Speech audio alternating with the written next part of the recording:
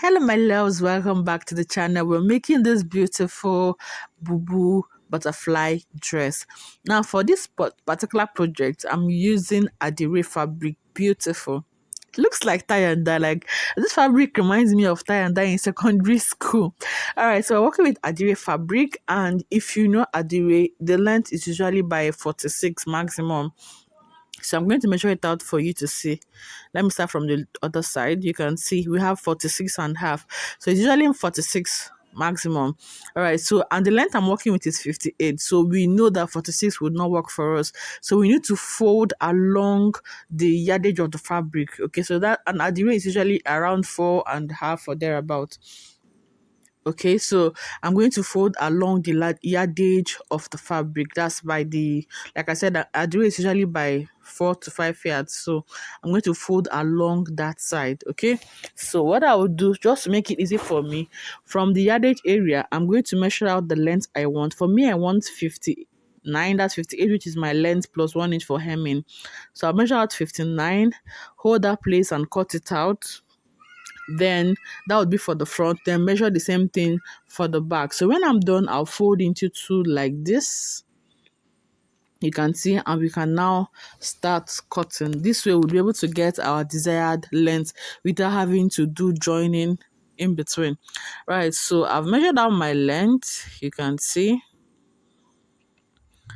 I measured out my length. So you just need your nape to sleeve length, your bust point, your bust, waist, hip, and the length you want for the dress. These are basically the measurements you need. So on the neckline, I'm marking a neck width of 3.5 inches and a neck depth of 4 inches.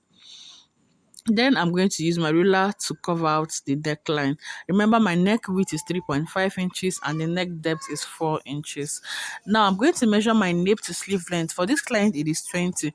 So I'm going to add half inch for turning with my lining that with 20 and a half. So I'm going to be marking 20 and a half along the entire length of the fabric. So I'm just going to go ahead, measure 20 and a half and make a mark at it. So that's what I'll be marking throughout the entire length of the fabric. So after marking that, you can now go ahead and make it into a straight line so that you can identify where your markings are ending. Now at the side, I'm going to come down by 2 inches for my shoulder slope. Then I'm going to connect that to my neck width. You can see, so my fabric already had a shortage at the upper part and I made it up for the shoulder slope because of course we'll still cut that part out. So after that, you are done drafting, you just need to start cutting out. So you cut through the neckline, then through to the shoulder slope, then to the nape to sleeve length that you have marked. Now your nape to sleeve length is your choice. You can decide how long or short you want the sleeve length to be. So just put the tape behind your neck, that's in between the neck, then measure from there to how long you want the sleeve to be. Okay, so I'm cutting through this part. Now when you're done, you're going to do the same thing for the back. Now depending on what you want, your back could be the same neck width and the neck depth, but my client wants zipper at the back of her dress. So for when I fold the back of my dress, I'm going to add 1 inch zipper allowance, just like I'm doing. This is the back pattern. I folded it into two.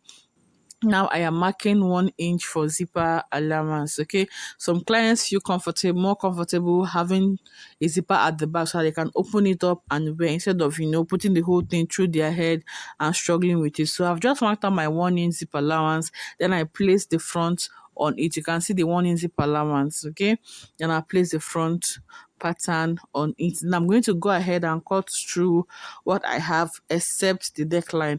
Now for the neckline, I'm going to step up from the front neckline by 2 inches. That basically my back neck width is 2 inches.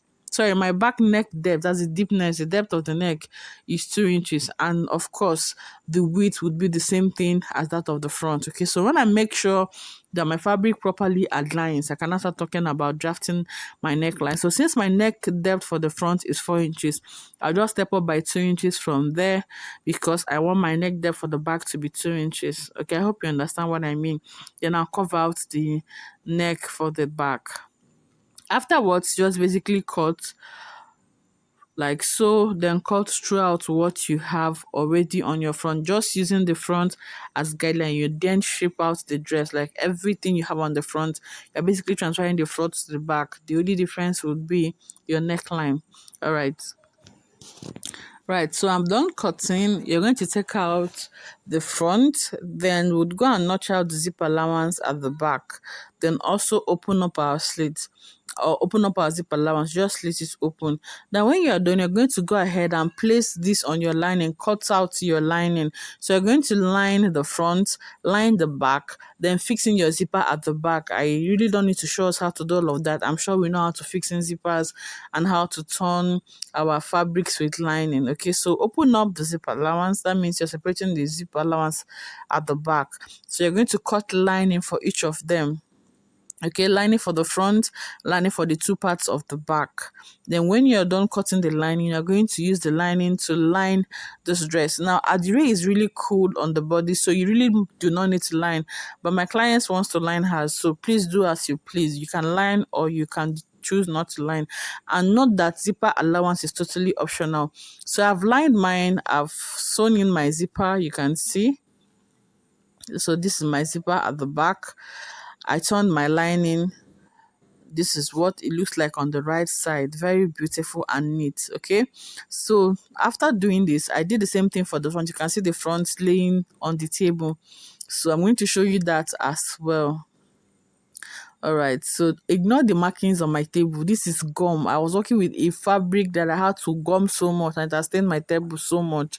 So you can see I've turned. I made sure to reduce my lining by 1 inch by the side, so that the lining doesn't poke out from the dress. So this is what I have. Now I'm going to start marking on the front. Okay, I'm doing the markings on the front of the fabric. Now what I'm going to do is, from the shoulder area, I'm going to mark out my bust point plus half inch. Remember, we've not joined the shoulder, so if you have joined the shoulder, you just mark out your bust point. But because I have not joined the shoulder, I'm marking the bust point plus half inch. Afterwards, I'll mark the half length plus half inch. Then from there, I'll mark the waist to hip length, which for this person is 8 inches, but I'll make it 8.5, okay, because of seam allowance for joining the shoulder.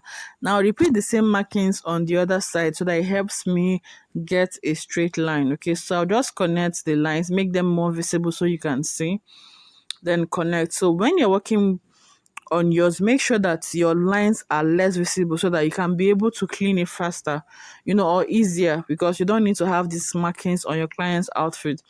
So now we're going to start putting in the body measurements. First, we need to get the bust measurement. Now, whatever you have as the bust, you divide that by 2, okay? Then make sure you add ease allowance of about 1 inch, okay? If you do not want to add ease allowance, just taking your actual body measurements, but this Bubu is a little bit free, so add your ease allowance. Then whatever you have left, you're going to measure it, then distribute it evenly on the two sides of the fabric, okay? So let me say that again. Mark your bust measurement divided by 2 plus 1 inch for ease. Then you now measure what you have left. Then divide it on the two sides of the fabric equally. I'll do the same for the waist, so that you can understand what we're doing. So for the waist, I'm going to divide the waist measurement by 2. By 2. So I'm going to then measure it from one side. I'll measure what I have from dividing my waist measurement by 2. Of course, with my ease allowance inclusive or included. Then I'll make a mark at that. Then measure from that point to the left, to the rest of the fabric. You can see I have 22 here. So I'll divide that by 2. That will be 11. So I'll share 11 on the two sides of the fabric, okay? So this is what I explained that you will do to the bust as well. So you can see I'm marking 11 here, then 11 on the other side. Okay, so that means I'm distributing the allowance equally. Right, so I'll connect from bust to waist. The same thing for the other side, connect from bust to waist. I hope you understand that now. I'll still explain it with the hip. So on the hip, I'm also going to divide the hip by 2. So my client's hip measurement is 44. Okay, so I'm going to divide 44 by 2. Obviously, that gives us 22. So from here, I'm going to make a mark at 22. At her hip, I'm not adding because I want it to be fitted around that area.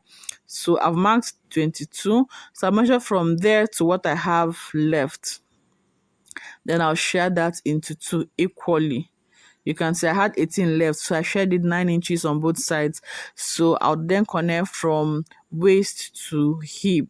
You can see, so this is really just the basic things we do, dividing our body measurements by 2.